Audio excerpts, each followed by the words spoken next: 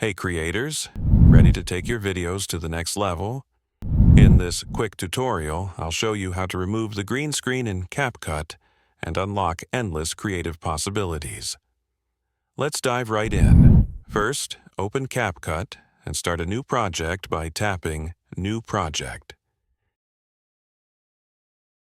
Import your main video clip as the background, then add your green screen footage as an overlay. Next, select the green screen video. On the right-hand side, click the Remove BG option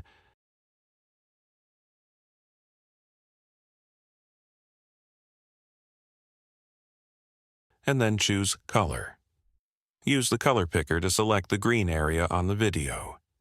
Just like that, the background begins to disappear like magic.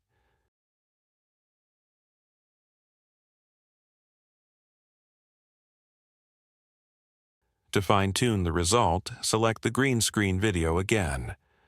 On the right-hand side, you'll see the Adjust option. Click it, and then choose HSL. Tap the green button and adjust the sliders to minimize any remaining green areas.